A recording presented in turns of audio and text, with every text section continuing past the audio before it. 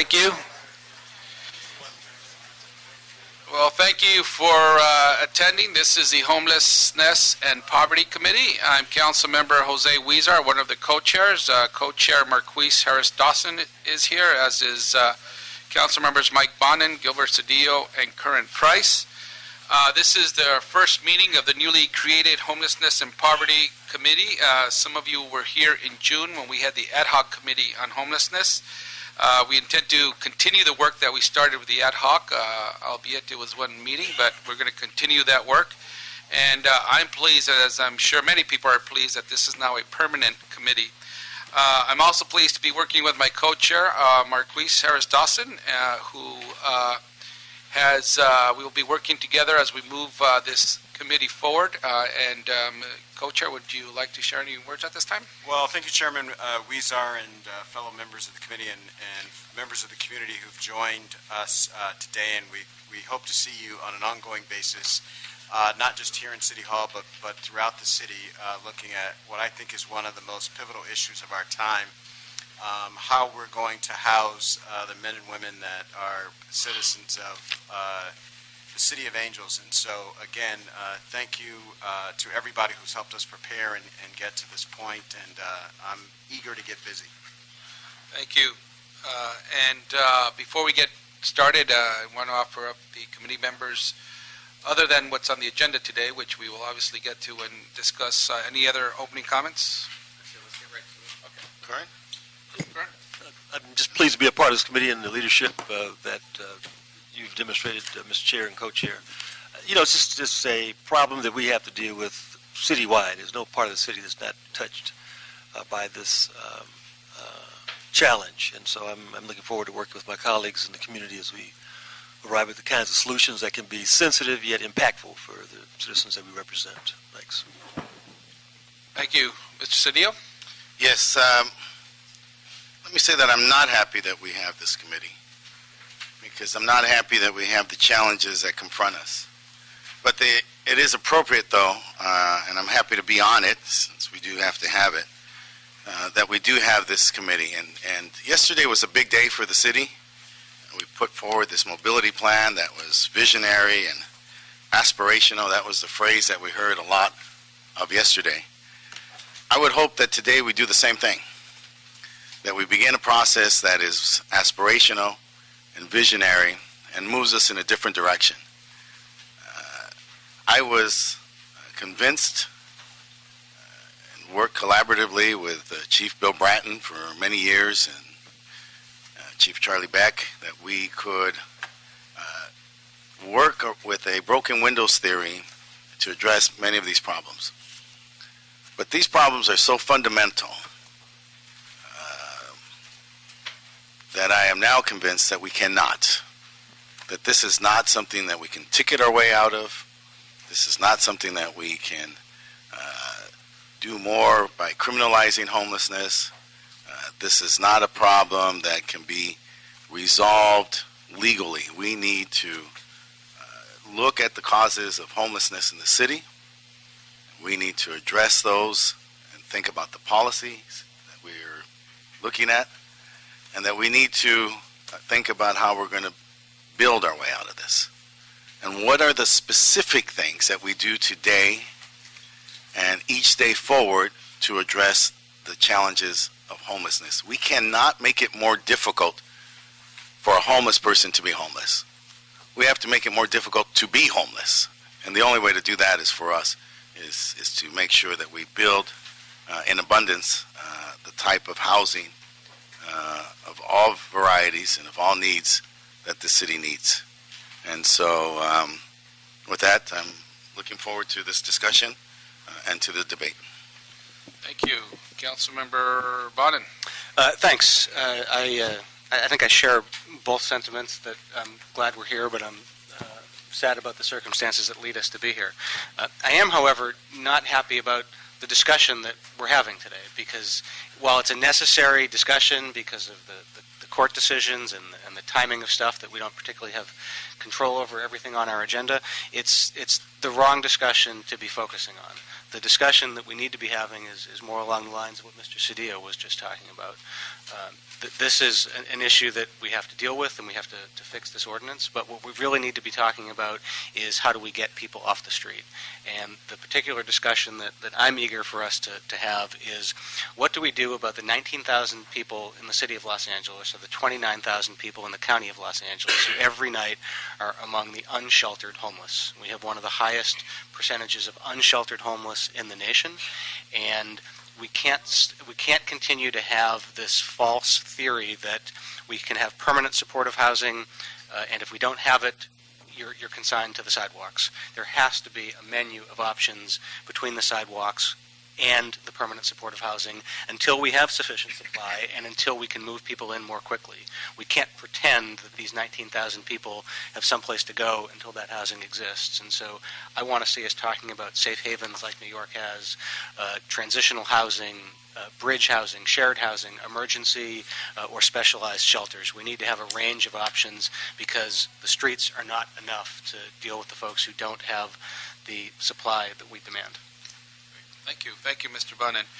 And so with that, I just want to reiterate again what we mentioned in our first ad hoc committee meeting, that the hope of this committee is to come up with a strategic plan for the city within 6 months that we could start implementing, and the timing would be just right, because at that time it is when we begin deliberating our budget. So with each recommendation within that strategic plan, there would be a dollar amount attached to the recommendation, and we'll be able to deliberate that so that when we adopt our budget, it'll kick in for the fiscal year of July 2016. And that is our overall objective for this committee, not to mention that as things come up, aside from creating a strategic plan, it will obviously take up items as for the immediate term as we are today in terms of addressing the amendments for 5611.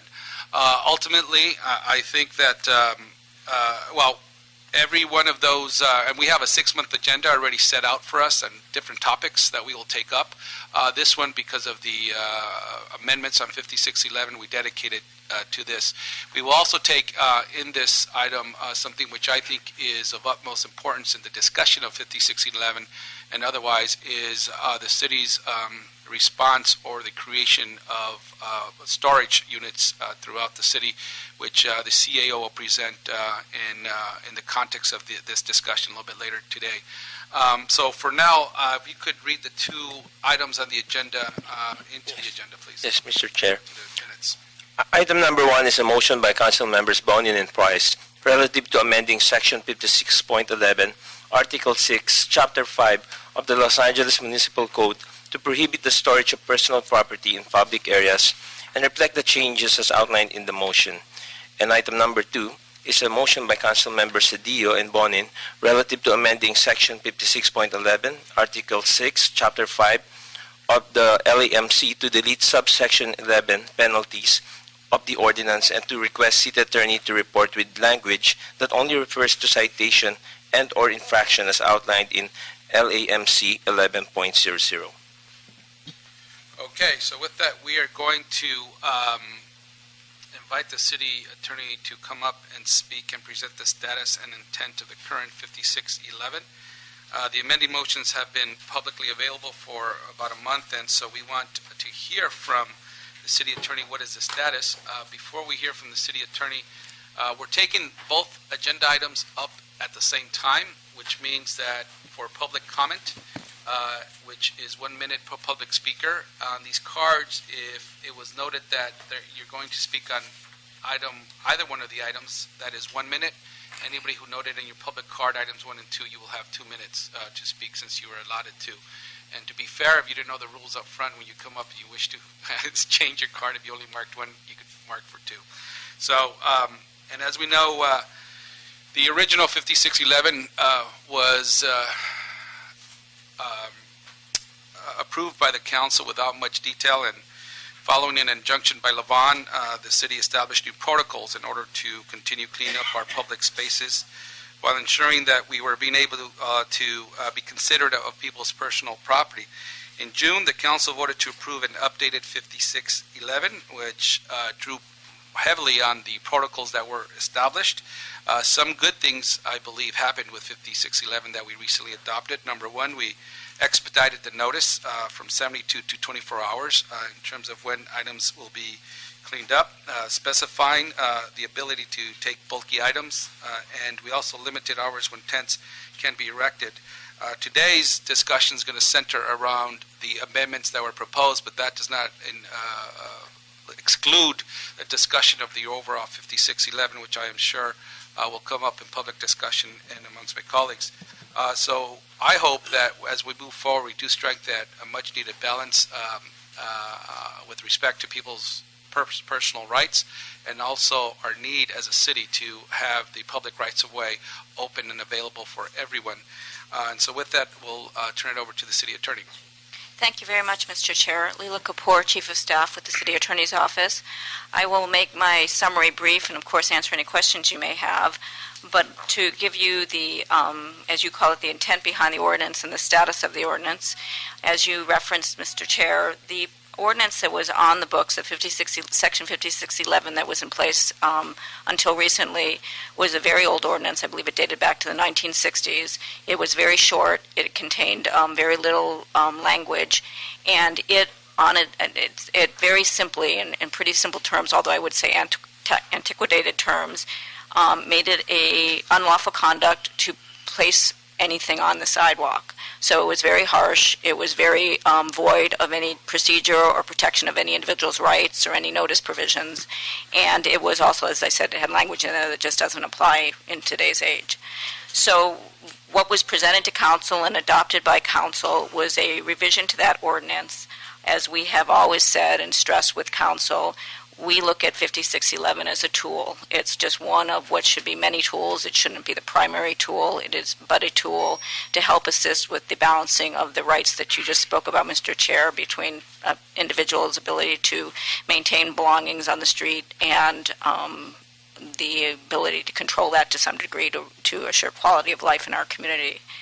We would stress and have stressed and will continue to stress that our office is very committed to working with council to find every other tool that could possibly be out there and to address the underlying issues which each of you spoke to at the beginning of this meeting as being the real issues that we should be dealing with. So Mr. Furr made very clear that while we're here to discuss 5611 today for various reasons, we recognize that the issue is much deeper and much bigger, and we're here to support in any way that we can. With that said, as I said, the ordinance that was recently replaced was very short and very void of any specificity. The ordinance that was adopted by council recently does two things, and it's kind of the flip side of the same coin. It provides specificity to city workers so they know what their obligations are and they're clear and they're mandated. At the same time, it provides notice to the property owners so they know what is expected and what they should expect. So it actually informs two different constituencies, both of which are very important. In its terms, and the terms are pretty straightforward, it requires 24-hour notice before items can be removed unless they are a risk to public health or safety, hazardous, clearly trash, items of that nature. Also, bulky items may be specifically and immediately removed and discarded. Short of that, for the most part, 24 hours notice is required. That notice, if after 24 hours an individual has not removed his or her property, it may be impounded, which means it needs to be stored for 90 days. And after that point, if not claimed, it may be discarded. The somewhat of a misnomer about the new ordinance is, as I said earlier, the previous ordinance made it unlawful to place your belongings on the street or on the sidewalk in public areas. The new ordinance does not make that unlawful. The new ordinance was very specifically written to limit those provisions of the ordinance that are subject to criminal penalty. They're limited to individuals who have their property on the street, are given the 24-hour notice, and then refuse to remove it. So what they would be, in essence, being cited for, if they were cited, would be a failure to follow a lawful order. The only other two provisions of the ordinance that are subject to criminal penalties would be the failure to remove a tent, to deconstruct a tent during the daytime hours, and the failure to remove something that you've attached to, let's say, a fence or another piece of property when asked to do so. So it's those three, and then the illegal dumping, which we captured just because that's a violation under other laws, and we wanted to make sure we didn't impact the ability to enforce illegal dumping activity. So those provisions are the only provisions that are subject or considered unlawful conduct, and that is extremely important because this ordinance has been characterized as criminalizing homelessness, and in fact what it does is it specifies certain conduct which is subject to criminal penalty, but that is a lesser universe than was covered under the previous ordinance, and I think that's very important to keep in mind. The other important thing to keep in mind is, as currently written and as was adopted, the ordinance, well, I know that we're here because of the nature of this committee dealing with personal belongings belonging to homeless individuals. This ordinance also covers commercial property, property that is left by business persons in front of their businesses on the sidewalk, and it is our tool, the city's tool, to be able to have them remove that property to allow for passage on the sidewalk, etc. So those are the attributes of the ordinance. I don't know if there's specific questions that you wanted addressed. Okay. Why don't we do this at this time? Councilmember Buscaino was here, and he couldn't stay. He had another engagement, but his staff member is here. Why don't we ask Dennis Gleason at this time to come up, and so you could stay up. We're going to have some, ask him to come up and give some comments, and then we will open up for questions and comments to the city attorney. Good afternoon, honorable co-chairs, honorable members. Dennis Gleason, Policy Director for Councilman Joe Buscaino. I'd like to say thank you for all of you for taking up this very tough subject matter. I know it's tough because the Public Works and Gang Reduction Committee has already considered it 2 separate times. Both Councilmember Cedillo and Councilmember Price were present for those discussions and can speak to how tough these issues are. If the councilman was here, he would tell you about his 15 years working in the Los Angeles Police Department, and including his first assignment working in LAPD on Skid Row. He personally used 5611, cited 5611, and used that code section to confiscate personal property, and he'd be the first one to say that the old ordinance we had in place was not sufficient to protect the constitutional rights of the homeless. This is definitely just a tool to deal with a symptom. There's nothing about 5611 or these proposed amendments that will deal with the overall comprehensive problem. We are absolutely in agreement on that point. He'd also bring up the point that, not all the homeless are good people. There are some criminal homeless, and there are homeless that prey on other homeless people. Oftentimes, the construction of temporary shelters will be used as a shield to hide illegal activity from law enforcement officers. That's one of the reasons why the ordinance included that ban against tents during daylight hours. He'd also caution against removing the misdemeanor penalties, as that would be applying a top-down solution, one size fits all for a huge city of 470 square miles. Removing the misdemeanor penalties would take out all discretion away from the officers in the field. Keeping those penalties in the ordinance does not mean that charges must be filed. It simply preserves that option so that charges can be filed. Now, there will be situations in which officers may want to file those charges. We are asking our sanitation and LAPD officers to take on a very difficult but necessary task to ensure public safety and protect public health. It is not fair to ask our officers to enforce a law where we're going to remove all the penalties for failing to comply with that law. And sometimes the threat of penalties is necessary to incentivize the homeless to accept services and enter into housing. This is a strategy the city attorney has been using effectively with the citation clinics he's been holding on Skid Row. Another reminder, this law does apply to everyone. Leela just mentioned this would apply to business owners as well. Let me pose a hypothetical situation. What if a business owner puts a shipping container on a sidewalk in front of their business so that they don't have to pay for additional storage space? The city would have no leverage to force them to remove it unless that we remove it ourselves at taxpayer expense. We are sympathetic to the homeless, but believe public spaces are public, and it is not fair to the 99%. 1 moment, please. Hold on. If I could ask the audience to please reserve your comments until it's your time to speak. We want to be respectful of one another, and as you come up, I'm sure people want to be respectful of your time when you're speaking. So if you could please reserve your comments to yourself, or if you want to discuss something, please take it outside of the room so we could hear clearly the speaker. This is all about just respecting each other's time to speak, and not necessarily about defending or opposing anybody's point of view as they speak at this time. Thank you. It's not fair to let public spaces be used by only a small segment of the population and allow those spaces to be taken over. 99% of Angelinos who spend their dollars, their hard-earned dollars every month on rent, mortgages, utilities, and property tax. We need the misdemeanor penalties left in this law just to preserve it as an option. That doesn't mean that LAPD and Bureau of Sanitation is going to go out and aggressively enforce it at every time. That's a policy decision to be made by the Police Commission and the Board of Public Works. The solution to homelessness is to provide more housing, plain and simple, but it is not decriminalizing the laws that are necessary to protect public health. Finally, we'd like to offer our strong support for the provision in Councilman Bonin's amending motion that would provide for the immediate removal of property that interferes with ADA access. The city just made a $1.4 billion 30-year commitment to ensure accessibility for the disabled. Fixing the sidewalk but allowing it to be blocked by personal property would violate the spirit of our agreement with the plaintiffs. Thank you very much. I appreciate your time. Thank you. Thank you very much.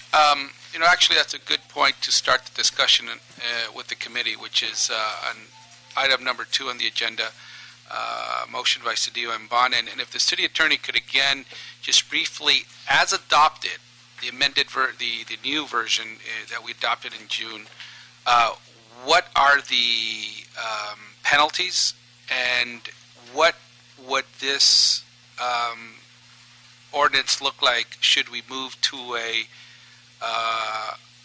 penalty that refers to citations and or infractions, as the motion states, the Bonin and Cedillo motion?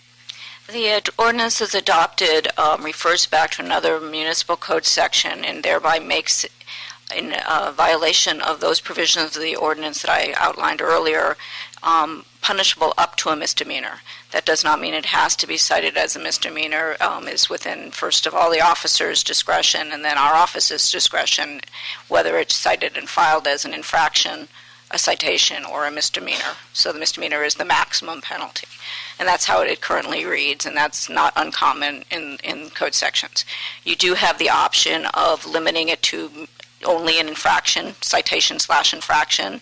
You can take the penalty out altogether, or you can graduate the penalty so that the first offense might be an infraction and not subject to misdemeanor, and then the second or third could bring in the misdemeanor.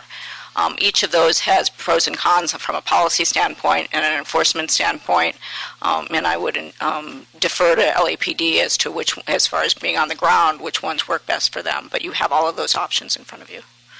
Great. Colleagues, any questions or comments? I kind of teed up with the second agenda item, but feel free to open it up for any of the questions or comments you have. On the existing or even the amendments? Anything.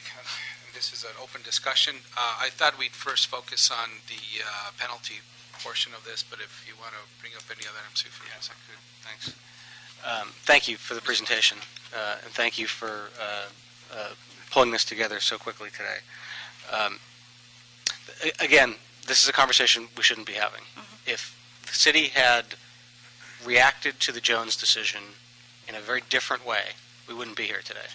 If the city had provided more housing and more shelter so that there weren't 19,000 people sleeping on the street every night, we wouldn't be faced with the situation. But the way we reacted to that was to say, okay, sleep on the sidewalks. And that has effectively become our policy, and that's why we have a city of shanties and tent cities. But we're here. So we approved 5611, and we put in, I think, a confusing amending motion that day, because there were 3 of us who wanted to try to address some of the concerns, and the amending motion, the first one, I think, is it's written sort of as a red line document, so it's kind of hard to understand. So let me try to talk through what some of the intention of it was, and I think it breaks down into a couple different areas. One is the penalty implications. Another is a breakdown in the definition of the types of belongings and how they can be disposed of or used. And the third is a difference between attended and unattended belongings. Let me talk first about the personal belongings one, because right now there's no distinction made in 5611 between different types of property. A couch is treated the same way as a passport, for instance. With the exception of the bulky items. Right. So one of the things we sought to do with the amendment was to distinguish between sort of general property and personal property. But by personal items is actually a phrase in the ordinance that refers to personal items such as backpacks, clothing, documents, medication, and household items. And one of the proposed amendments, and one of the things that I think the mayor outlined in his statement about this ordinance, was to prohibit the removal or confiscation of personal documents, medication, and a backpack. What is the city attorney's opinion, if any, on that proposed amendment?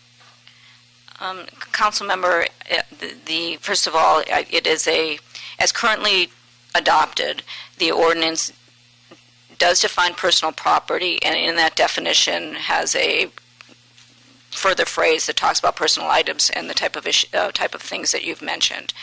The purpose behind including that was to make it very clear to the individuals, the owners of the property, that those type of items were covered by the ordinance, but also to make it very clear to our workers, our sanitation workers or other employees, that those items were subject to impoundment and should not be thrown away.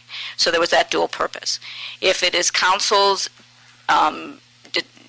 desire that those items not be impounded, that they not be removed from the individual, then that clearly could be written that way. That's a policy decision. I would suggest that in providing that clarification, you determine whether or not you're dealing with those items that are with an individual or those items that are left on the street I'm going to use the word unattended, because we would want to make sure that you understand that if we don't make that differentiation, a pile of papers that aren't attended would still have to be left there because they fall into the caveat. So that's a perfect segue, because that was the next thing I wanted to discuss, was attended versus unattended, because currently there's no separate process for the two in 5611. It's a 24-hour notice and the bag tag and store for 90 days for both attended and unattended. And one of the things I think we wanted to explore that was sort of put into the motion was whether or not there should be a separate process for attended and unattended. And one of the suggestions has been that the attended property can't be seized unless the person is given one more warning, that they're there with it, as opposed to 24 hours later. Something which was not discussed in the amendments, and which I'd like to sort of tease out, is whether or not the following should be a different standard for attended, is that the city is not allowed to remove attended belongings unless there is a voluntary storage program available within a 1-mile radius. The reason I make that suggestion is that currently we have too little voluntary storage in the city. We have some downtown, and we have a tiny bit in my district in Venice, which filled up in about a week. And we're talking about moving to having storage citywide, but I don't know that we're actually talking about having voluntary storage. And it's probably going to be difficult to cite voluntary storage unless there is an incentive for an elected official or a community to do it. So I don't think we want to be telling someone who's standing there on a sidewalk who has nowhere else to go that we're going to take away their backpack or the only clothing they have.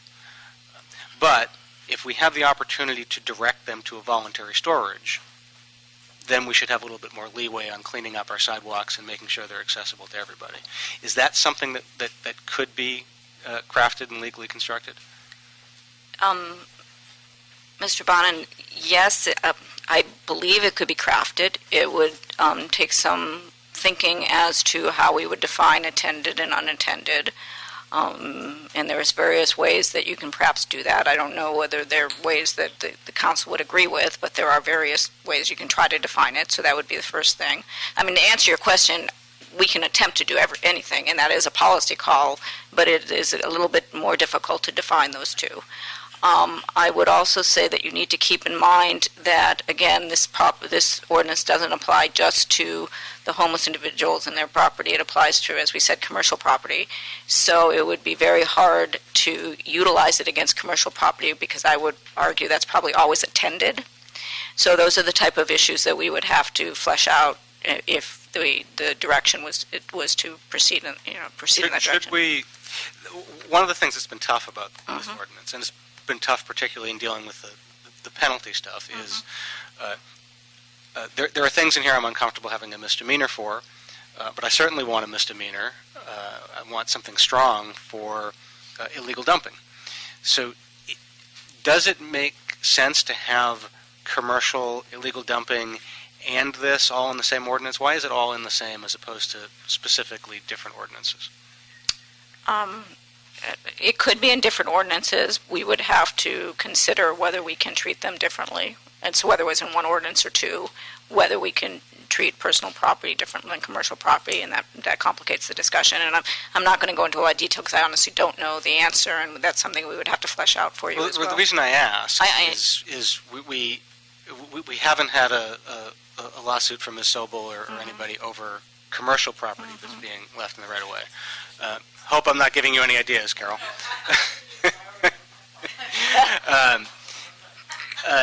So, I mean, we already have to deal with personal belongings differently. So maybe the long-term way is to have a different ordinance, so we're not trying to apply a penalty to things that are not exactly the same. Just a thought. The other question that was sort of teased out in the proposed amendment was about the penalty. My motion had asked that we not do the misdemeanor for attended property, to remove that one. Mr. Cedillo's motion, I believe, was to not do misdemeanor for any of the violations. I certainly want it for illegal dumping at minimum, but so there's a slight difference there. Can you talk at all about, or maybe LAPD can talk about it, what the difficulties are in enforcing if there is no misdemeanor ability? Someone from LAPD here to speak to that point? And as they're coming up, I would say to you, as far as illegal dumping, that is covered in other sections in state statutes, so that is not as much of a concern as the other three provisions.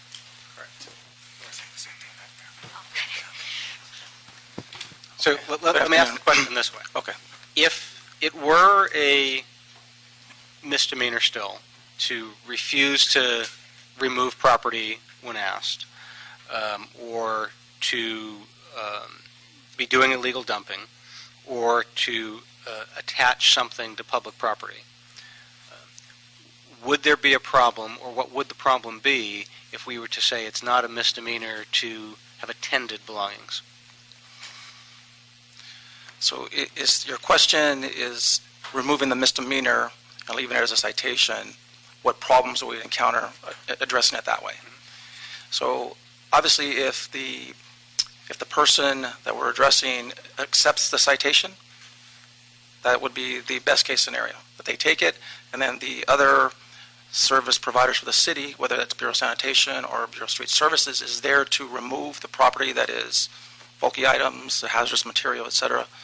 That would be the best case scenario. But if there's a refusal for to accept a lawful order, it could be a misdemeanor. Then we would be able to arrest under that section or other applicable sections if there is resistance, if there's assaults, if there's criminal threats. Those things could come into play, which then would cause for the arrest, and then the impoundment of their personal property, and then the other agencies dealing with the bulky items, the hazardous material, et cetera. I hope that answers your question. A little bit. I think further colleagues will tease it out. Yeah, so I think the question is if there's concern about removing the misdemeanor penalty to 5611, I still believe that we would still have authority to effect arrests under additional applicable sections based on the behavior and conduct of the person that is being addressed. Okay, well, that was pretty clear. Okay.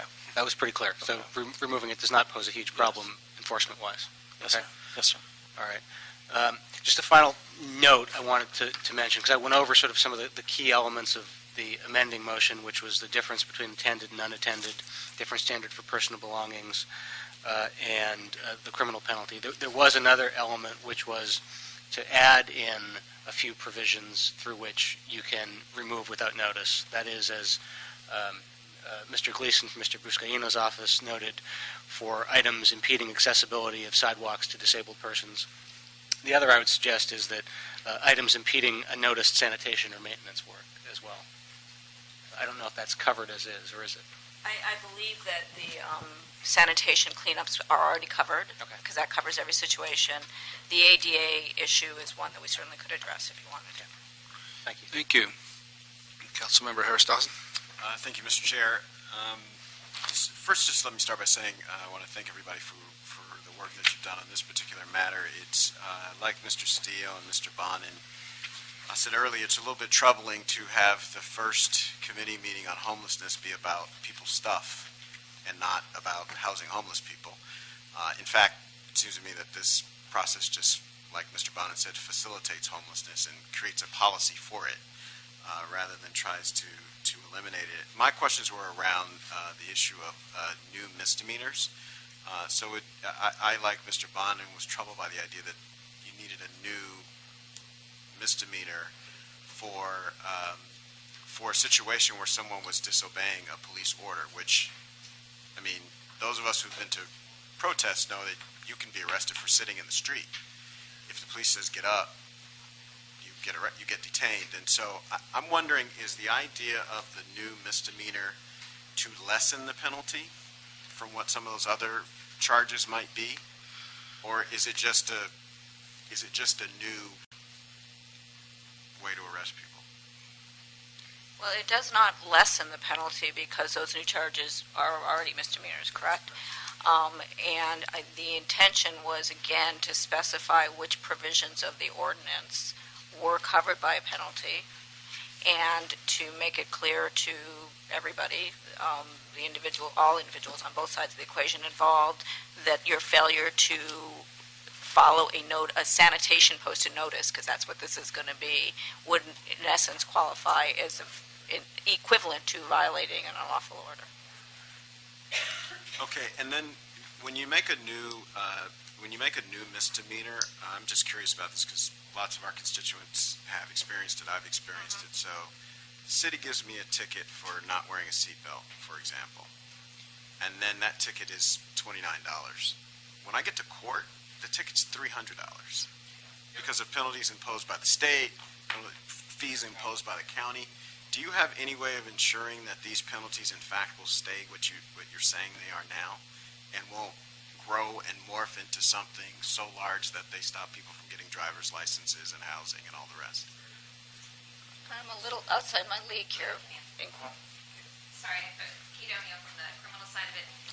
Can you speak into the microphone because Usually loud. these Oh, they're taping. committee meetings actually heard audio leads through the phone and other means, and so you need to be able to speak into the microphone. Those penalties you're talking about are usually imposed by the court I'm system. sorry to interrupt you again. Can you restate? Oh, sure. your name, Sorry. please? Gita O'Neill. I'm from the criminal branch, the criminal division of the city attorney's office. Those penalties are imposed by the court. So say you get a $29 ticket, the court system, the county court system, then imposes a further fine on that. So our misdemeanors are all 6 months in the LEMT section, $1,000 fine. So if we say, okay, you have to pay $300, the county court system then imposes a fine on top of that. That's true for every charge, penal code section, LEMT section. So do you have a way of protecting homeless people as a class against that? Usually what happens in court is the judges will take into account a person's ability to pay. They will not, if they do a fine, they'll waive it many times on certain cases. It depends on the judge you have in the cases that I've seen. So it depends on your judge there. It really does. So you can't protect them from that? It's the county court system, the judge system that does that. We have a penalty system that we have in our LAMC section, but we don't control the court system. If I could just add something here, Councilmember Dawson, and this is probably the appropriate venue to discuss this, is that there are other alternatives to look at if you're concerned about the fines, is diversion to services, and look at putting something in play here for the homeless for an applicable service. So.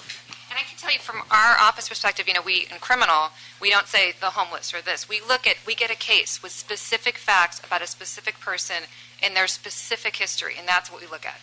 So we do take into account all kinds of things, but it's a case-by-case basis. My last question, and you all might have already covered this, but it was difficult for me to get clear on whether or not the new misdemeanor that was being proposed applied specifically to cleaning activities, or whether it could be applied just someone calls and says, this person has a tent across the street from my building. I want the police to come over there and take down the tent and make them move all their property. That would be an example where no sanitation is not coming to that sidewalk to conduct a cleaning activity. This would be initiated by a resident or something. Is there a distinction between those two things? It's in the code, the way it's written, tents versus cleaning, if you want to explain that. There is no distinction. It is not limited to just during a sanitation cleaning. So the example that you gave about somebody calling the LAPD or 311 or whoever they call, the tool that is provided for in the ordinance would apply on what I call a one-up situation as well. The tent provision is separate and is different. So with the tent, the police can go, if it's during the daytime hours, ask that they take it down, and if they don't, then the penalty may kick in. With a property other than a tent, for instance, the police or sanitation could go, give them the 24 hours notice, and then 24 hours later, if it hasn't been removed, then the penalty could kick in. But it is not just applicable to sanitation cleanups. So this could be implemented without sanitation being involved at all?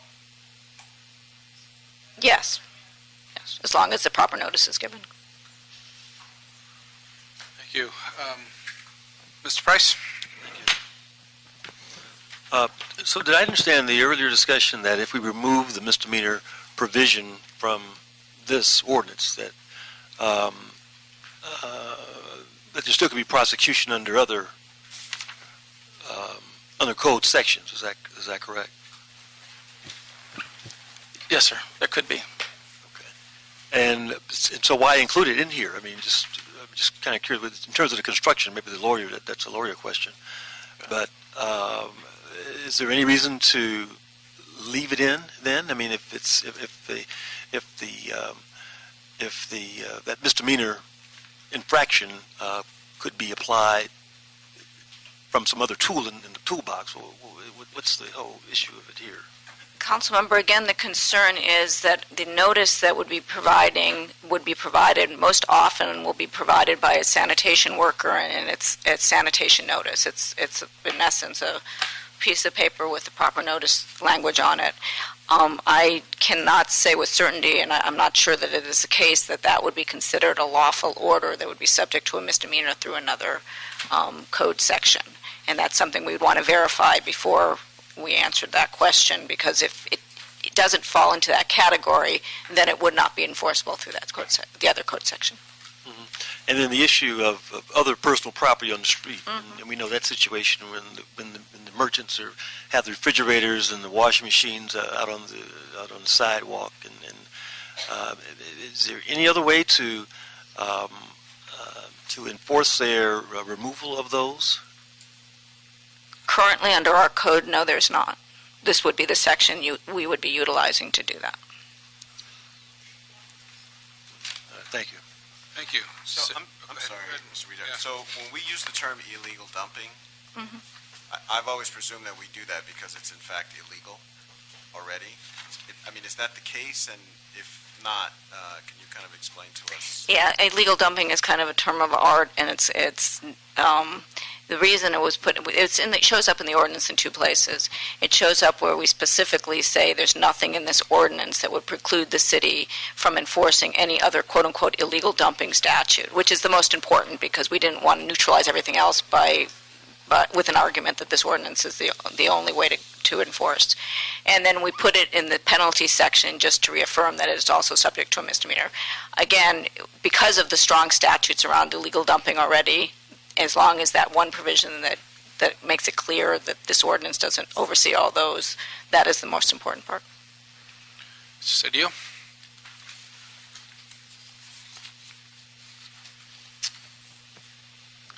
So someone mentioned, and maybe it was you, the distinctions from the previous, 5611, to the current one. We have 24-hour notice, but I didn't hear anything about opportunity to respond. In other words, the elements of due process seem to be notice and opportunity to respond. Here we only talk about notice, and then I haven't heard from us talk about anything about opportunity to respond. How does a homeless person have an opportunity to respond? What's the timetable? Where's the forum for that? How do they cure this, right? So that's one question. You talked about them complying with an order that's lawful, and given I've been out of town, but I just came in. I read this Boise story, this new case. I don't have a lot of confidence in terms of what we're doing is lawful. And then we're talking about us seizing attended property. And I'm just asking why we would do that. Starting with your first question, the ordinance does not provide what you're calling a notice, an opportunity to respond. It requires the individual to remove his or her property, and if he doesn't or she doesn't, then it is subject to impoundment. It does allow them to reclaim their property, and it allows them to reclaim it with no penalty attaching, and without the requirement that they provide any ID or other than being able to generally identify the property. So are you going to tell me that's why it's not an unlawful seizure? We would say that there is not a requirement that they have what you're phrasing as an opportunity to respond in order for us to be able to collect their property. So that we can just go forth and seize their personal property with them in attendance. With them in attendance. That's the way the ordinance is written, and we believe that that's the way that's defensible. Okay. Next question.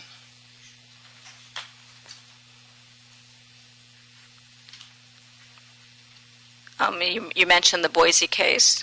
Yes, the case seems to give me, or it seemed to give the council great caution and concern. And we are reviewing. Indicted for a case that we lost, that they're looking at that case that the feds are looking at that case to intervene and directing the judge not to go forward. I don't distinguish our facts and circumstances for us, please. Well, sir, I'm not able to do that at this time. We are looking at the Boise case. We're in conversations with the attorneys in Boise to understand what the law is, what the status of the case is. My limited understanding of the case is that it centers not around so much the property of individuals, but more like the Jones instance about people being able to, I think the word they use is camp in public areas. We use the word sometimes sleep in public areas. So that's an analysis, and that case is not completed yet, I don't believe. So those are all things that we would be looking at. Yeah. And again, if you could, I know we're the policymakers, and that you are helping us construct our policies in the way that's constitutionally sound, and so that we can go forward. But why are we seizing attended property? Well, again, that was a policy decision that was made. Again, we can certainly work with you to write a ordinance that would only apply to unattended property. We would have to deal with the commercial property issue, and we would have to develop a definition for what is attended and what is unattended, because it is somewhat difficult to know who has ownership of what. For instance, you may have to rely on the individual saying to you, these are my belongings, and they could say these are my belongings, or these are my belongings. These are my belongings, and so it gets to be a question of how you, if you wanted to, how you would limit what they could, the amount of belongings they could possess on the sidewalk. That's a definitional challenge that we would certainly try to work with you on if that was your policy call. Mr. Chair, for me. Yeah. Can we kind of just like talk about this operationally, and tell us what city workers will be involved in removal of property? So this is actually a point that I should have made at the beginning of the discussion. There is, the ordinance, again, is a tool, and it's kind of what I think of as kind of the centerpiece of something, but what is the most important are the protocols and the processes, the practices, whatever words you'd like to use, that wrap around them, which include many of the things I believe your committee is going to be looking at, such as how do we actually provide services to these individuals, how do we establish housing, the more important things. But as far as the implementation of the ordinance, whatever form it finally takes, that is an operational issue, and maybe, I don't know if Miguel's still here, maybe he can speak to that, because I know he's doing work on that. But how you want and I think sanitation takes the lead in it. LAPD is very involved, but quite frankly aren't the people that should be taking the lead. It should be the service providers in sanitation. But sanitation currently, my understanding, is taking the lead. The majority of of addressing personal property now is done through our cleanups, which is a sanitation operation. They do have a practice that has been in place for several years now with the 72-hour notice and a schedule of cleanups. And that is, my understanding anyways, predominantly what's happening in the city today. I can't speak to their very specifics and what else they're doing other than the 72-hour notice cleanups. For LAPD, what's going to be your involvement operationally in this matter? Are you seizing property? How do you foresee posting and collecting of unattended and attended property? Right, so the process that the city attorney just explained is our understanding that the posting is a sanitation lead, and the recovery or the pickup of the property is also within sanitation. Our role will be as keeping the peace, public safety first, just stand in that position. Ultimately, we're going to be called to calls for service, which we're going to have to respond to and deal with those things. And if there is a refusal on the citation, then to effect the arrest. And then once it involves an arrest, then that changes the entire dynamic of our position operationally. Now we do have to take the property with the arrestee.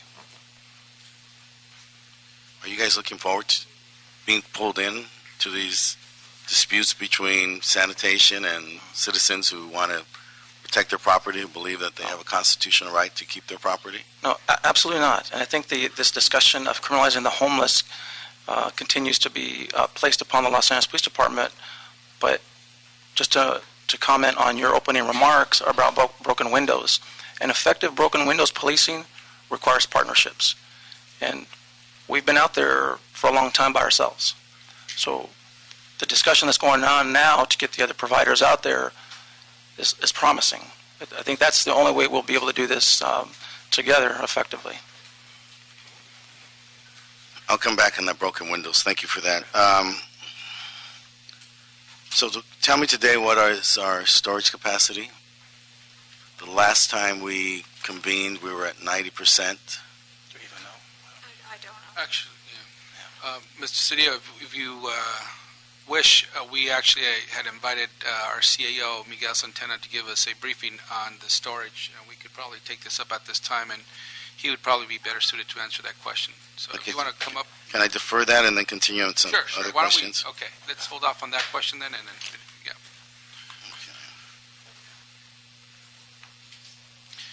All right, so let's go back to these penalties. I've been informed so that if you fail to report or comply with an infraction, that then you get a misdemeanor for failure to respond or to show up or to pay. That's correct? Yes, sir. Yeah.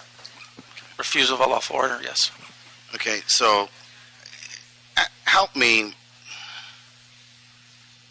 I have a broad concern for how we respect the rights of homeless citizens in the city. I have a specific concern of how we fashion, and I'm not talking about compliance here, I'm very clear, how we fashion an appropriate penalty for one's conduct, right? Or in this instance, maybe one's circumstance.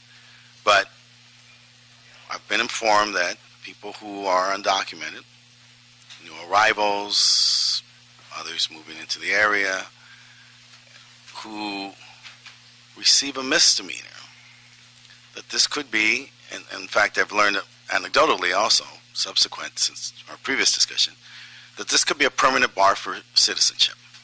That's why. It could lead to deportation and family separation. Deportations lead to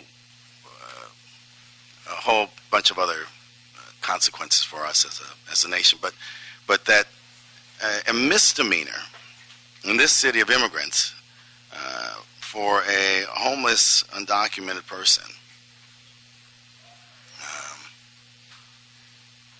can lead to a permanent bar for citizenship or deportation.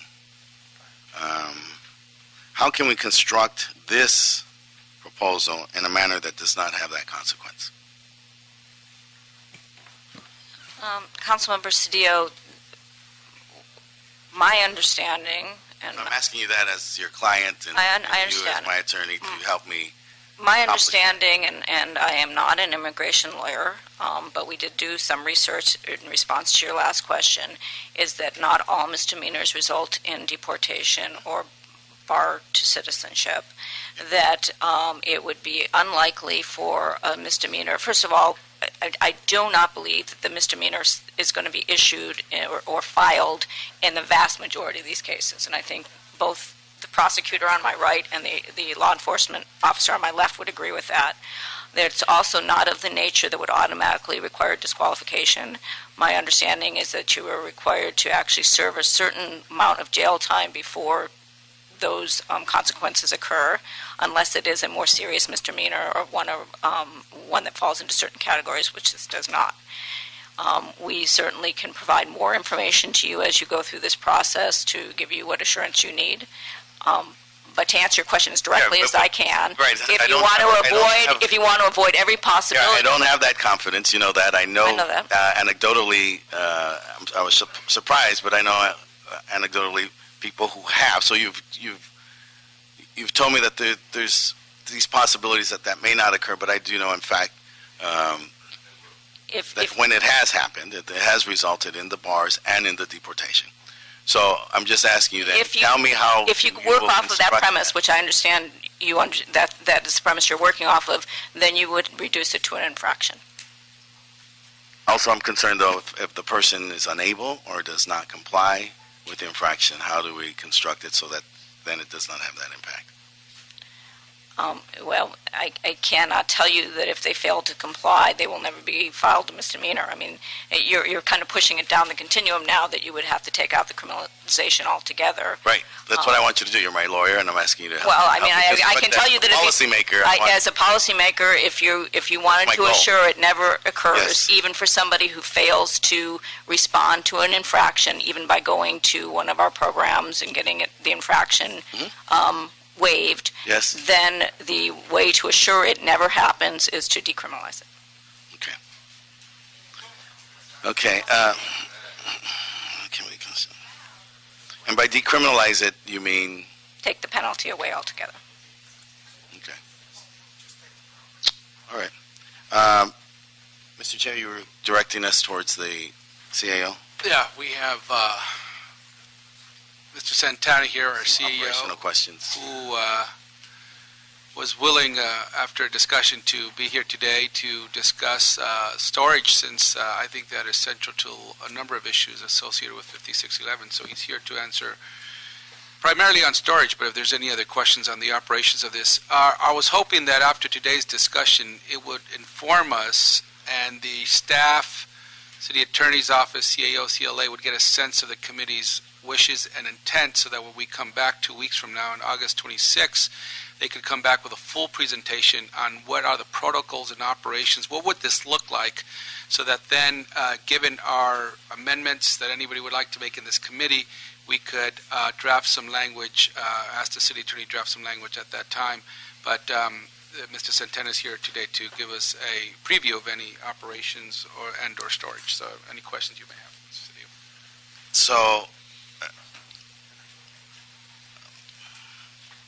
So who's recovering their property today, right? Who goes in and recovers? What's the period of time between the seizure and then the person seeking their property? And how many people are engaged in that activity today? Good afternoon, Miguel Santana, City Administrative Officer. The questions that you're asking are exactly the questions we are preparing our report to respond to. The ordinance was adopted, and while the city is still putting together citywide protocols and procedures to ensure that that at the end of the day, the ordinance is frankly used not as a primary tool, but as the ultimate tool when all else has failed. And so, in working with the sanitation department and the team that has been piloting elements of this in the Skid Row area in particular, there have been some lessons learned that may apply, and some lessons that we've learned that we don't want to apply. The most important thing, as I think was stated by a number of the members here, is that in order for this program to work effectively, there has to be an infrastructure of storage capacity throughout the city. And to provide homeless individuals opportunities for voluntary storage, the city currently does not have that infrastructure. We have some capacity in the Skid Row area. We have capacity, very limited capacity in the Venice area. And so one of the specific questions we are answering in our report, and we hope to submit to you by the 26th, is exactly what would it take to create a citywide capacity of both voluntary and mandatory storage capacity throughout the city. What set of guidelines will we use to be able to identify what the best siting of those facilities are? And then from that, what is the infrastructure that needs to be put in place citywide so that we ensure that right balance that I think all of you are trying to seek between the rights of homeless individuals and the rights of the property owners adjacent to the streets. And so those are the elements of the report that we're currently preparing. It's important to point out, as many of you stated, that the ordinance itself is not intended as a policy on homelessness. This is not the solution. This is not the panacea. This is not the be-all, end-all. In fact, it's a very small piece of a much bigger strategy, which, as the chairman indicated, is the objective to articulate within the end of the calendar year. And so the goal is to have this ordinance be referenced within that larger strategy.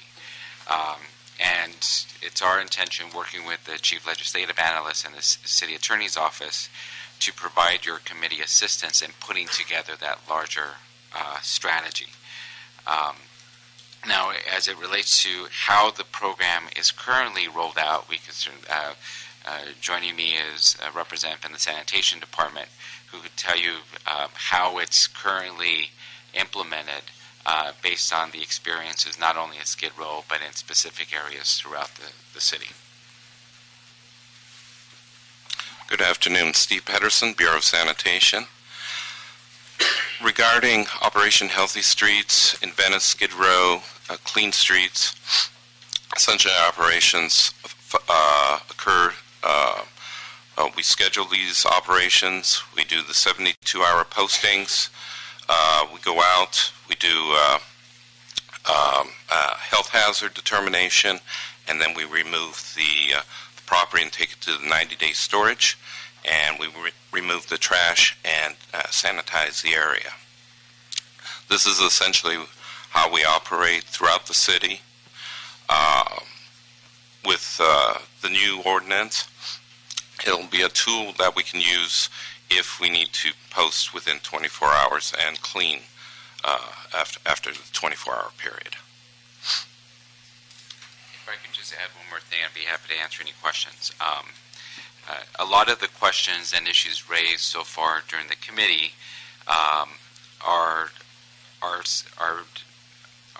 really intended to be responded in the operations versus the actual ordinance. And so one of the things that we hope to report back to you by the end of the month is on the issues that you've laid out on a procedural basis, how are they going to be addressed on the operational piece versus actually having to change the ordinance itself.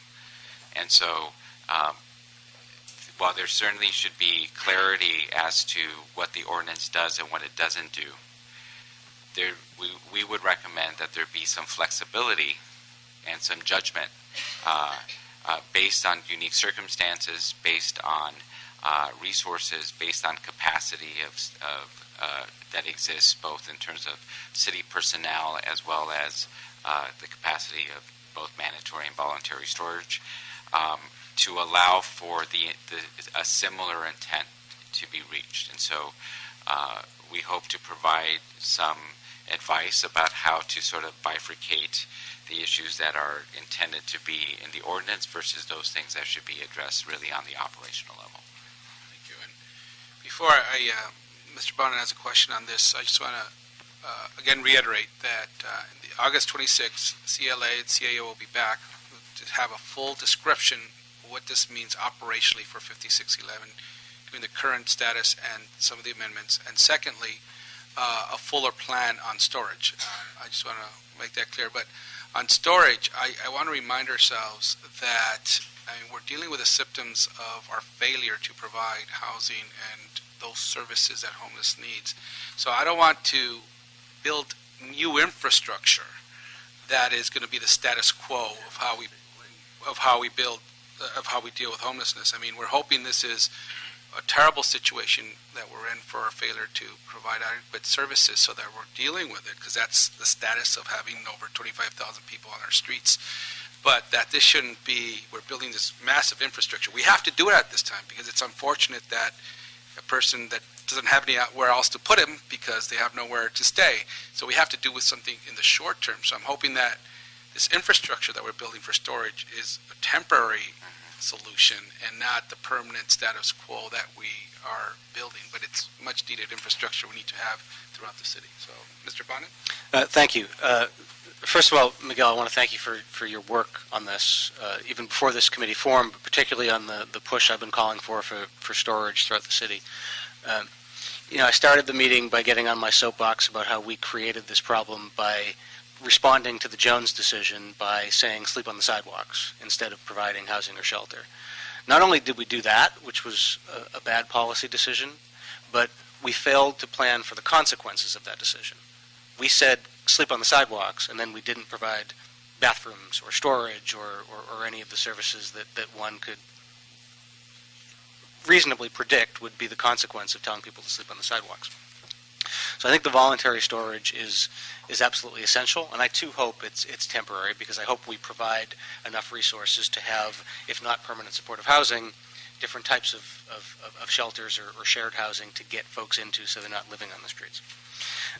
I'm afraid, though, that we come up with a policy that makes a promise that's never fulfilled, is that we say we're going to create a voluntary storage program and it doesn't happen. Because it's hard. It's hard to do.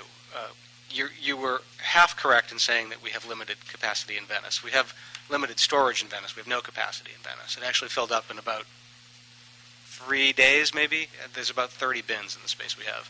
And it was sort of hell just getting that.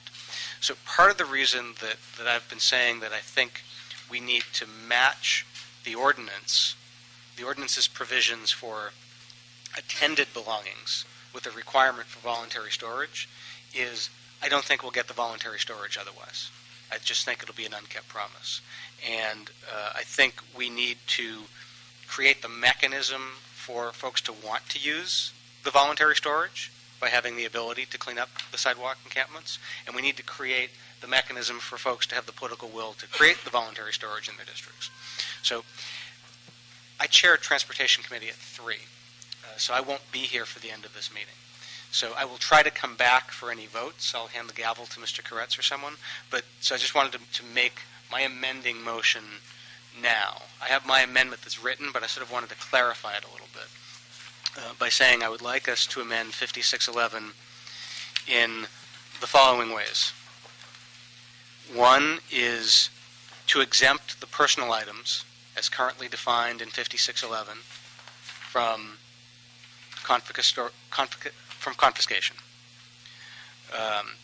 2, I would like us to ask city attorney to come up with a different standard for attended versus unattended belongings and link the removal of attended belongings to provision of voluntary storage within a nearby radius. I'm sorry, you're linking it to what? To The provision of voluntary storage, that you can only take attended belongings if there is voluntary storage nearby. We want to give folks the option. If folks are not availing themselves of the option of voluntary storage, then they can't block the sidewalk. 3, that we strike the misdemeanor provisions from the attended belongings category. And 4, that we clarify in the ordinance that we need to provide no notice and do immediate removal of belongings if they are impeding ADA access on a sidewalk. Okay. With that, let me go to public comment. Should we only have half hour left. What I will do is give each speaker 1 minute, irrespective if you did sign up for the 2 items, just to give everybody an opportunity to speak. We apologize for that. And then we'll come back and give further direction along with Mr. Bonan's amendments. And the idea is that when we come back and speak about operationally what this would look like to get a much clearer picture, we're also directing the CLA and the CIO to provide possible language given the direction that this committee gives today. I would have liked to have saved a step by asking the city attorney to draft that language at the next meeting, but there seems to be some disagreement as to how we could proceed forward on whether we give additional city direction at this time. So with that, let me give each public speaker 1 minute and get through this as quickly as possible, 30 minutes. Carol Sobel.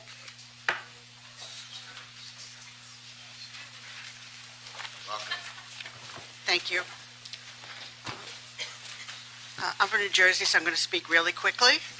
And for those of you, and I appreciate the opportunity to be here, some of you certainly know me already, and for those of you who don't, I'm the Jones, Levan, and Desert Rain lawyer. I'm concerned about the amendments, and I'm concerned about the dialogue here today, because what I've heard people say is that it'll be at least 6 months before there's a plan.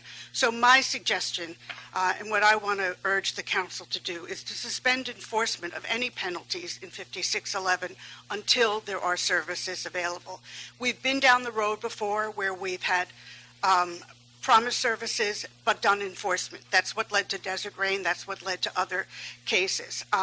I do want to also say that in the context of settlement discussions in the federal court, I did an interlineated version of the proposed ordinance.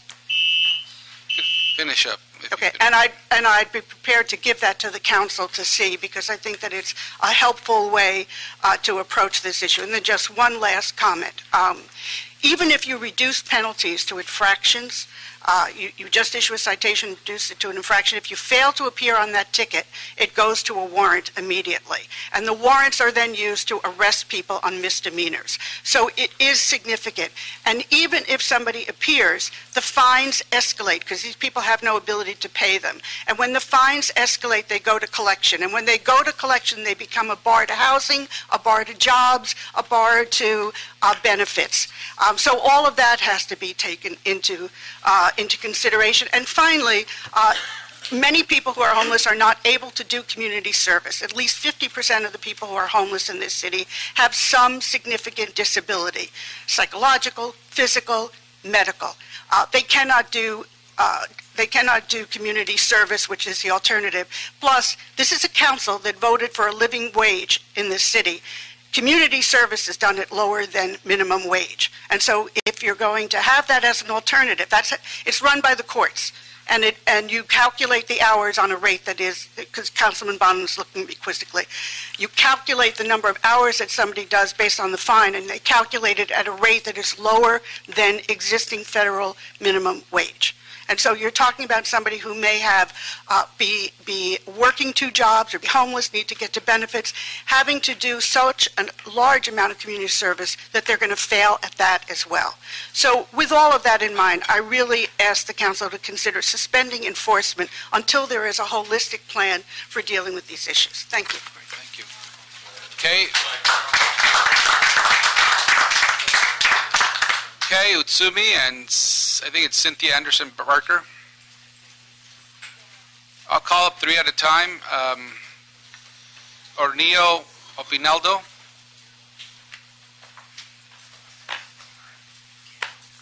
I apologize, I will be giving the 1 minute we provided at the invitation of the committee, our previous speakers. Since I was expecting 2 minutes. We always get shortchanged on time. The broken window policy is criminalizing the poor. The amendment to 5611 is criminalizing the homeless. Compared to a person with housing, the homeless personal property is very minute. They're already under hardship by municipal code not allowing their housing, their tent, to be in place from 6:01 a.m. to 9 p.m. Amendment to 5611 is taking away the homeless' attempt to live in some form of comfort under their circumstances, not of their creation. The creation of homelessness and the economy where people have to work 2 or 3 jobs is created by the economic system. And you're blaming the homeless and criminalizing them for that.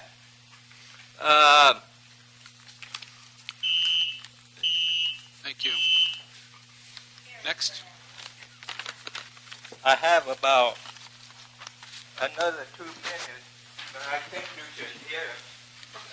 But it looks like you don't want to hear it. Yes, sir. I, Ornillo Opinaldo of the historical West Adams, am here to fight poverty and not to make criminals of the homeless who are veterans, disabled, mentally ill, and families like me who have been scammed in loan modification and foreclosure by banks and mortgage corporations. Throughout LA, I see homeless. When I was subbing near MacArthur Park, the staff wanted me to continue to push for affordable homes with LA Metro and One LA because homeless children lived in the park. My daughter, a mail carrier, sees many vacant homes and apartments caused by foreclosure. In the next few months, LA will have 1,000 homes in foreclosure more, 1,000 more homeless families. Seems the systems considers the homeless criminals with sheriffs and corporate protective laws. The banks are scanning homeowners and no one holds them accountable. But no solution for the homeless except to take the rest of their possessions. Cynthia? My name is Cynthia Anderson Barker. I'm an attorney, and I've been running a free legal clinic for street vendors for the past 2 years. So there's some very analogous situations to what you're trying to do here enforcing this ordinance, and I'd like to cover a few of those points. I'd like to pass this out. This was produced by our legal clinic at UCLA Law School, and it's entitled Criminalizing the Sidewalk. So many of the issues raised in this law school report are what you're going to be facing if you implement this ordinance. And I'd like to go through a few of them. First, though, we need a much bigger and more amplified discussion. We have a lot of experts in this room who know a lot about these issues because they're on the streets as other provisions of the municipal code are enforced. So I hope we have an opportunity to do that. But first of all, confiscations and impounds. Street vendors have their property confiscated and impounded all the time. The LAPD forgets to write out receipts. They don't itemize the receipts, and the vendors never get the property. I have a whole series of issues I can respond to. Unfortunately, the city attorney was not accurate when she talked about the courts letting people do service and not pay these exorbitant fines. I think you really need to hear in detail from the experts in this room. One question. Yeah. Is it the LAPD that confiscates the equipment, or is it the LA County? It's really interesting. The LAPD had been confiscating the equipment, and now it's the Department of Sanitation. The county. But when the LAPD confiscates, had done it, they're supposed to itemize and receipt and store. The whole system broke down. They couldn't do it. And when we tried to, so there's lots of issues. I hope we get to do this again. Thank you. Gary Blassie, Mark Rivez, and Jack Hoffman.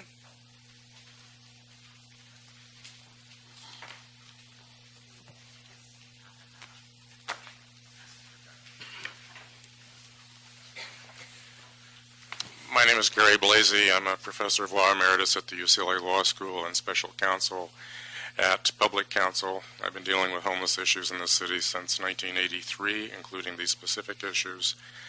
I will say that with or without these amendments, if LA enforces this law, you will seal your place in the nation as the meanest city in America, according to people who look at these comparatively. If you want to avoid that reputation, and if you want to avoid the legal consequences that will follow that were outlined by Carol Sobel in her previous cases in discussion and in the letter that was delivered to you, you'll do a simple thing, and that is ask yourself what you would do if you were in these circumstances. People talk about people being able to move their property. To where? This ordinance says if you set that property down, again, anywhere in the 486 square miles of the city, you'll be in violation. So talking about how to store people's property, how to house the meager possessions you take away from them, is not a place to begin the work of this committee. And I would agree with Carol that the best thing to do would be start all over again, but at the least, don't enforce this and impose further cruelties on the people on the streets.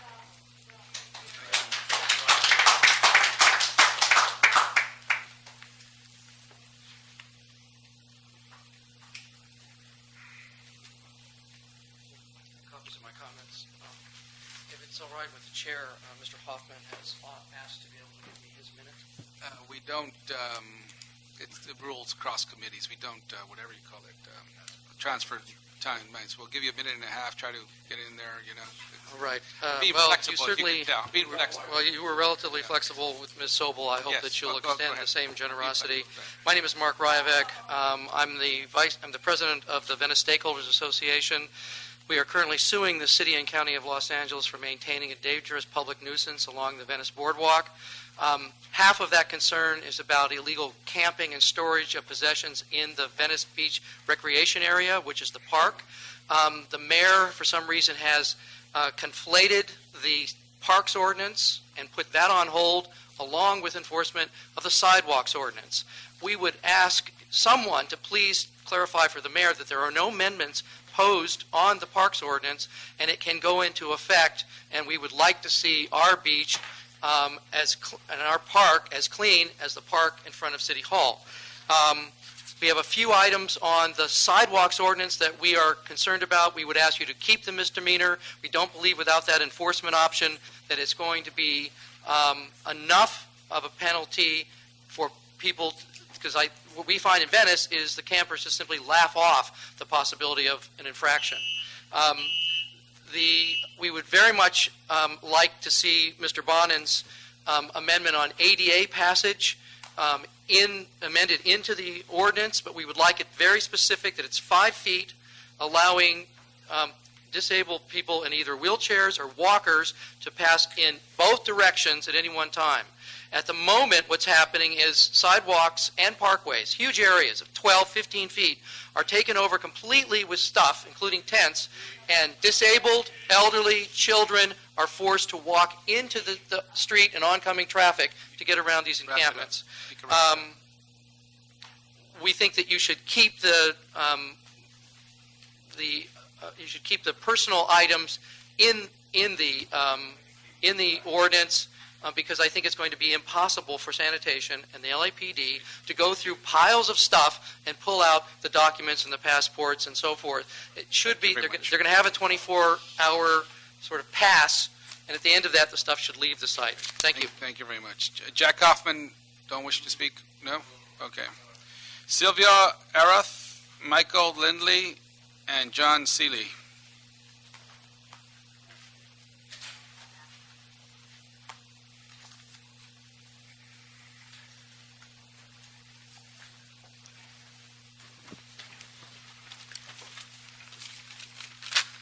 Hello, my name is Sylvia Arath, and I'm a 40-plus year resident of Venice. And like everyone else in Los Angeles, I've seen a huge increase in homelessness after the 2008 debacle, and the income inequality is just amazing everywhere.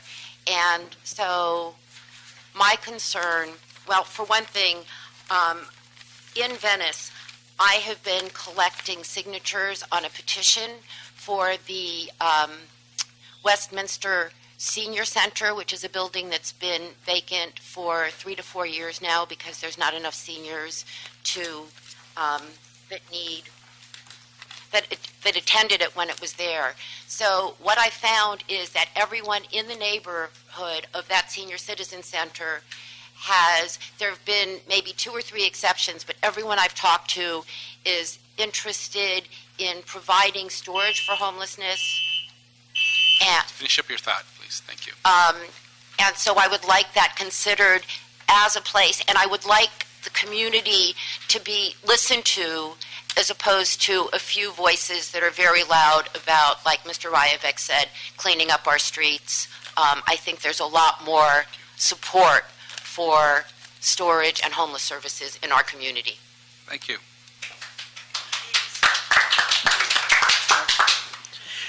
My name is Michael Lindley. I'm chapter president of Veterans for Peace Los Angeles. I also work with Venice Community Housing. I've been working with Venice Community Housing now for over 3 years on the housing project, the storage programs. The problem is now. It's not next week's, 2 weeks, 3 weeks. It's now. We need to get these programs working and up so we can get them to make them sufficient. If you keep on stalling like you've been doing, then everything's going to get done, and nothing's going to get done. So it's important that you get these programs going now, not next week, not 2 weeks from now, not a month from now, now. Thank you very much. Thank you. I'm Reverend John Cager, pastor of Ward AME Church and president of the AME Church Ministerial Alliance in Southern California. It is axiomatic that when there is a tough problem in Los Angeles, rather than deal with the problem, we criminalize it and throw it to LAPD. In this instance, we want to make sure that we avoid a poor use of police resources. They need to be doing other things. You all are 5 of the smartest people in Los Angeles. We know that if we actually put our resources towards fixing a problem rather than kicking the can over to LAPD, it can be solved. From a moral standpoint, from an ethical standpoint, we cannot criminalize a class of people. Our duty, your duty as public policy makers, as keepers of the the quality of life in Los Angeles, is to fix the problem, not hurt the victims. Thank you.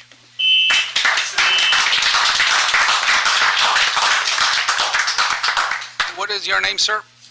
John Seeley. I'm here speaking on behalf of Americans for Democratic Action, Southern California.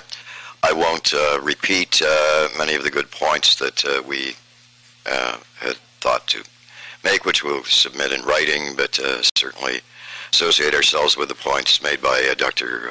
Blasey and Carol Sobel. The effect of 5611, notwithstanding any back off from the original onerous misdemeanors, is still going to be to inflict, untenable cost burdens, the risk of criminal penalties, the risk of disqualification from benefits, and ultimately from the chance of housing opportunities for the sighted people. If the city government were an innocent bystander to the ordinance's the victim's condition of homelessness, this would be merely callousness. But the city government is not an innocent bystander to their condition. A great many actions and inactions of the city in failure to provide an affordable mix of housing, failure to prevent foreclosures have been an element. Before inflicting further harassment, we hope that until adequate storage is put in place, further consideration will be suspended. Thank you. Thank you. Lisa Hartz, Anna Garcia, Emily Murphy.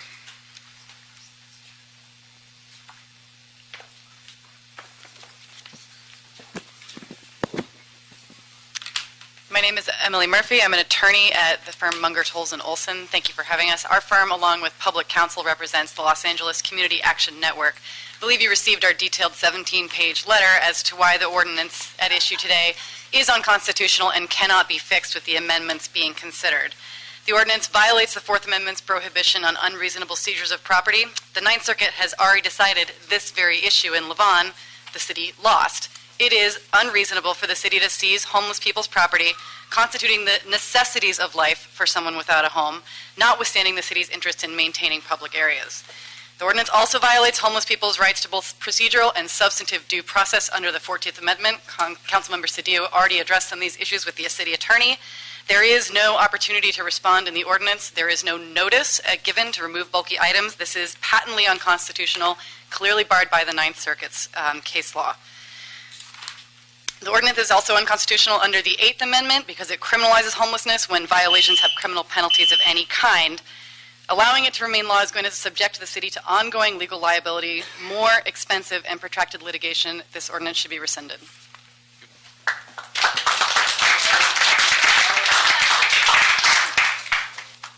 Good afternoon. I'm Elisa Hartz from Public Counsel Opportunity Under Law, and I want to address the immigration consequences of the ordinance that have already been raised.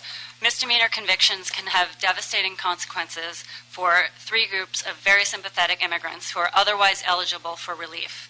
Young people who arrived in the country and who are eligible to get legal status through deferred action or DACA, people who are eligible for legal status through their family members, and people who are otherwise eligible to naturalize and become citizens.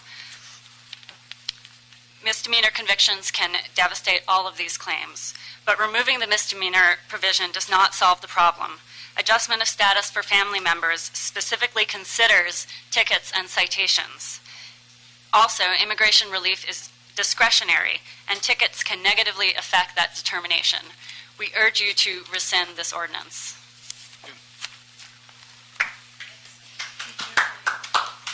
Hi, my name is Anna Garcia. I'm here on behalf of Carecen, the Central American Resource Center in Los Angeles. Carecen has been part of the community for more than 32 years. We provide low-cost immigration legal services and community programs to more than 15,000 people every year. Carecen is here today in support of item number 2 on the agenda, the motion to remove misdemeanor from the ordinance, and to go even further and to remove any punishment from the ordinance, because we strongly believe that any punishment further criminalizes a community that is in need of assistance rather than enforcement measures. In addition, we have concerns over the possible effects the ordinance can have on the undocumented homeless community if not amended. For example, undocumented individuals who acquire 3 or more misdemeanors are ineligible to adjust their status under certain programs such as the DACA and DAPA programs. In addition, undocumented individuals who acquire 3 or more misdemeanors become a priority for deportation under their new Priority Enforcement Program, also known as PEP. From our meetings with ICE, we have a strong sense that a person with a single misdemeanor can have the high possibility of being deported. So Cardesan supports the motion to remove the misdemeanor punishment from the ordinance, and we urge you to support the motion as well. Thank you. Thank you. Jacqueline Mejia, Roy Danchek, or Click, and General Dugan. Is it Dogan? Ah, it's my Spanglish, excuse me.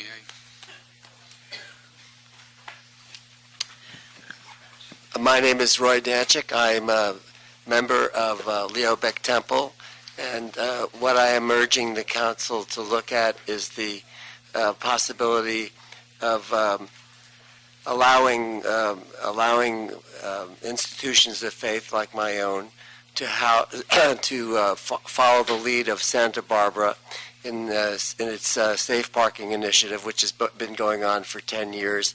If my fellow member of Leo Beck Temple, Scott Sale, will have the opportunity to talk, he will elaborate on that. Thank you.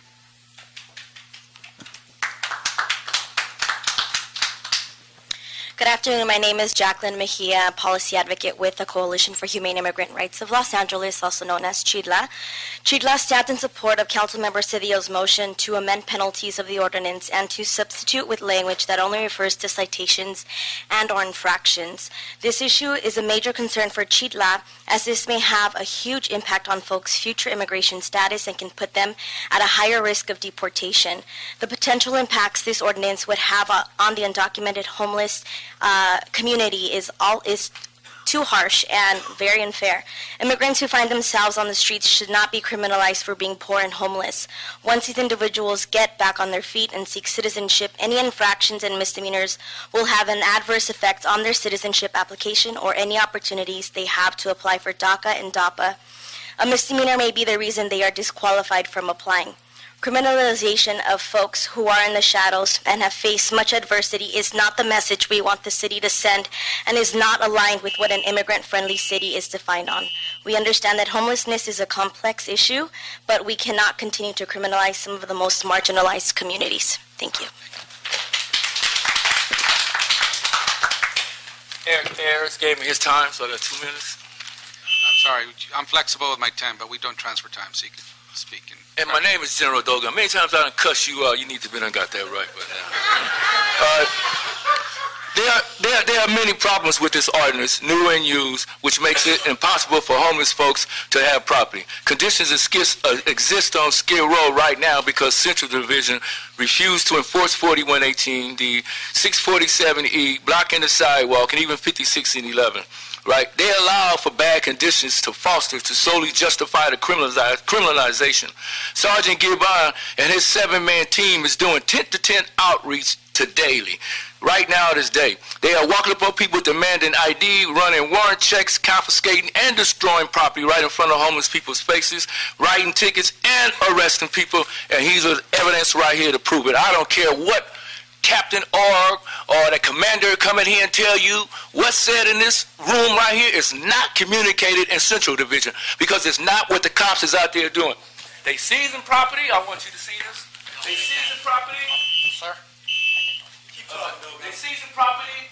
They destroying property right in front of homeless people's face with the dumpsters. They smashing people's property with the force of flying property across the street. And we got that on film. And they're arresting people. That's an old senior citizen getting arrested right here because he refused to give up his property. And so, just like people saying, the courts have been consistent. I've been doing outreach on the block. I'm out there every day. The courts have been consistent with upholding people's property rights. We got other data. We got other information. We got enough data information to take you to trial right now today and hold you accountable and guilty for the stuff that you're doing to people on the block. So, my advice and words to you is knock it off. Right? Thank you.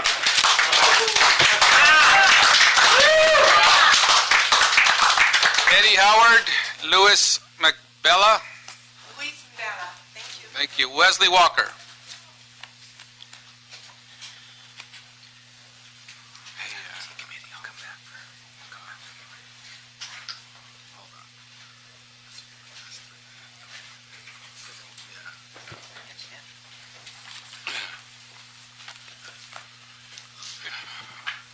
My name is Eddie Howard, a member of Los Angeles Community Action Network.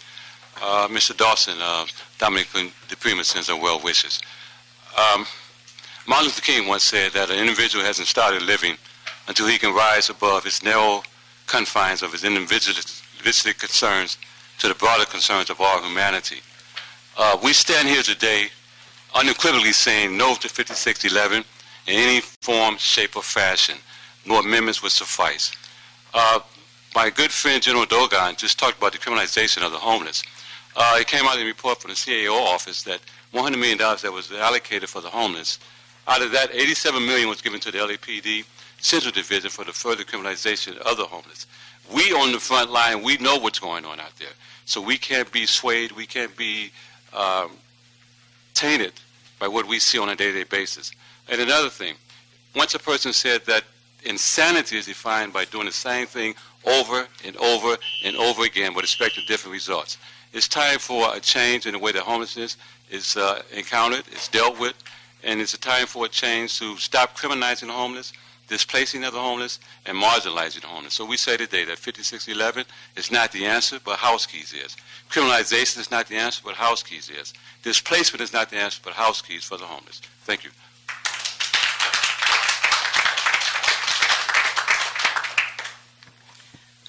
Hello, honorable council members.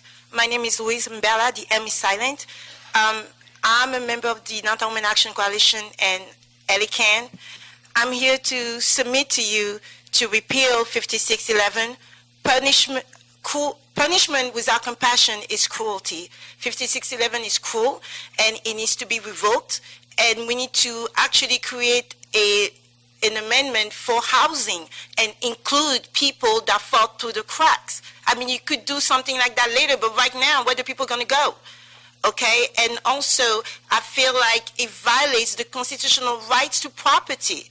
Okay, and also in terms of immigration, it's like basically you're setting people up for failure, and that is not what you're speaking out there. I went to the Pershing Square opening. I heard Mayor Garcetti. I heard you too, Mr. Jose Weiser, and y'all were speaking about how you want to house people. So I'm inviting you to continue to do that without criminalizing people, please. Thank you.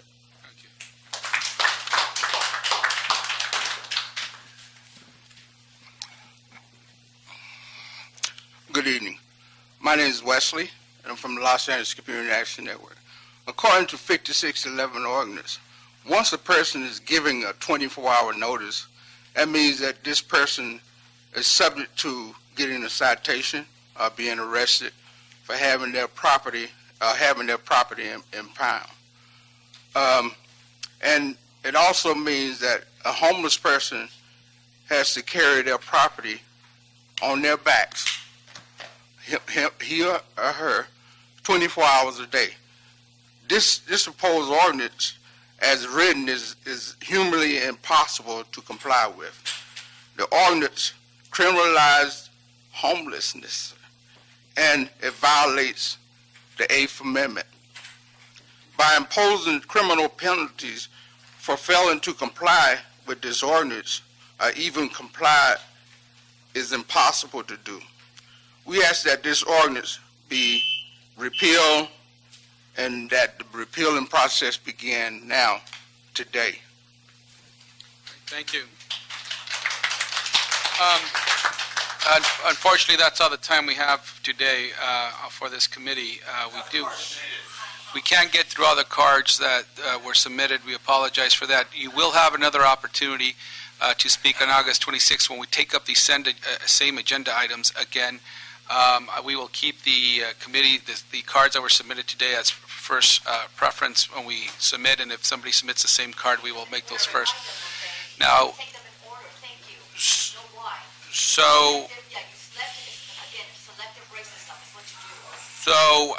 if I could continue, I do want to give direction to the CAO and CLA and request from the City Attorney's Office that they work through the CAA and CLO to come back at August 26th to discuss the operations of what 5611 looks like now, keeping in mind that the direction or the intent of this committee, if any committee member would like to add or adjust the direction, please do so. But if you could repeat your items, Mr. Bonin?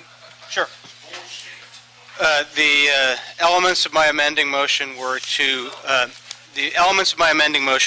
exempt the personal items listed in the current version of 5611, prescriptions, medications, backpacks, etc., from confiscation. The second element was to create a different standard in the ordinance for attended and unattended belongings, and tie the removal of attended belongings to the provision of voluntary storage in a nearby vicinity, so that you can only remove attended belongings if there is a nearby voluntary storage program. Perhaps a mile is the radius I'm looking at. Third was to strike the misdemeanor provision for the attended belongings. And the fourth was to clarify and add a provision that the city has the ability to immediately remove belongings that are blocking a sidewalk, causing ADA problems. Thank you. And if I could add to that, and clarify Mr. Bonin's as well, is that we should give individuals who are present with the property the opportunity to comply. Although Mr. Bonin has said to remove the misdemeanor provision, we agree with that. We should also give the homeless the opportunity to comply with the law, whether this is through availability of voluntary storage or other reasonable measures. Clear language to distinguish between property attended by its owner from unattended. I agree with that, as Mr. Bonin has said. And also affirm the 24-hour notice requirement. For example, Motion 5A identified subsection 3B as a place where the notice requirement was not clear. We need to make that a bit more clear.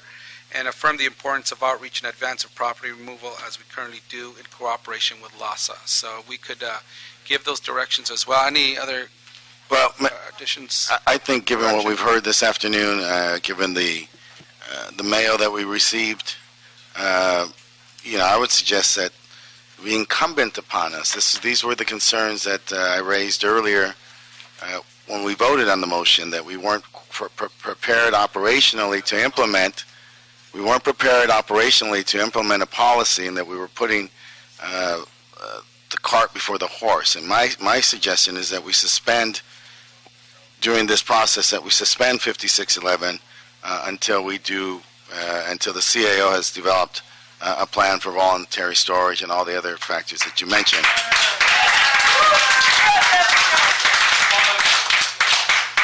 Second, I don't know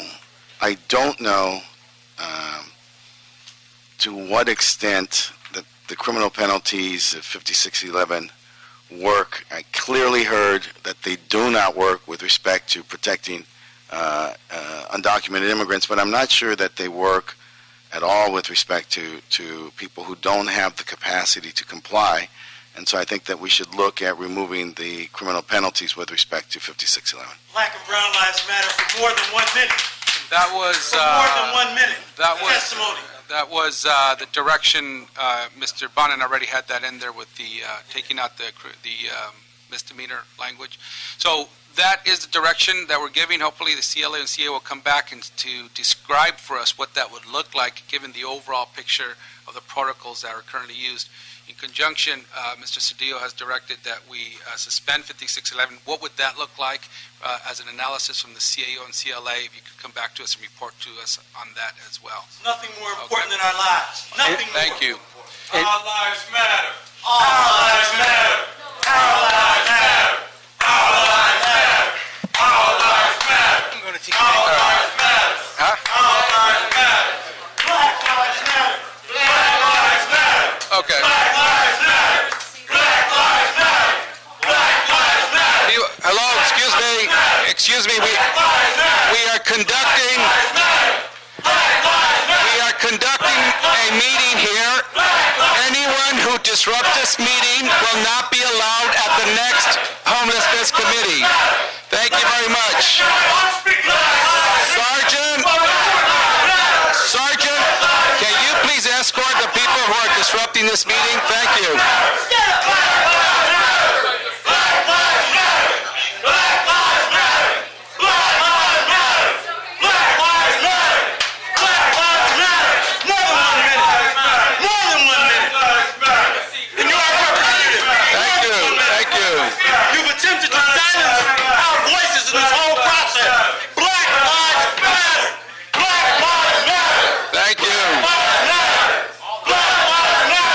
Sergeant.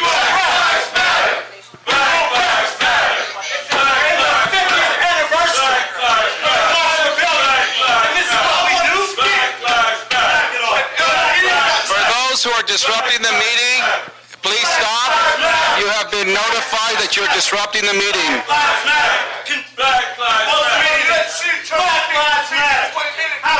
You continue to disrupt the meeting. If you continue to disrupt the meeting, we will ask you to please leave the room.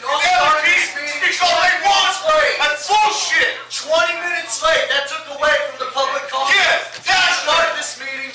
20. Get your got it. 20 minutes. Get your hands off of him. Get your hands off of him. Thank you. Black Lives Matter. Black Lives Matter. Sir, you have been warned and given notice that you're disrupting the meeting. Please leave the room at this time. Thank you. You're disrupting lives on the street. Sir. The price that we have to pay. Sir, you are disrupting the meeting. This sham of a process that's being led by you is bullshit. We don't care. Sir, you do not have the floor. Sergeant, can you remove this individual, please? Thank you. To make sure our voices are heard. And so Black Lives Matter, Weezer, Thank you. You will know. You will not be able to stand on Broadway and say Tifa. Thank you. Thank you. Thank you, sir. Condominiums. Thank you, sir. Black Lives Matter. Thank you, sir. We believe that. Believe that. Thank you, sir. Please believe that. Thank you, sir. Poor people matter. Homeless matter. Poor people matter. Homeless matter. Poor people matter. Homeless matter. Poor people matter. Homeless matter. Poor people matter. Homeless matter. Thank you. Now we're going on to public comment. We need to satisfy per the agenda. 1 minute. Karen Caesar, Wayne Spindler, and John Walsh. Are you here? Karen Spindler, Karen Caesar, and John Walsh. Not here? Antonia Ramirez. And Peggy Lee Kennedy. Not here? Okay. She just stepped out when that was getting a little nuts. Thank you. Speakers are not in the room. We will adjourn this meeting, seeing that there's no other items. Thank you. JoJo Smith. What about JoJo Smith? I put a card in. That's it. We're meeting adjourned.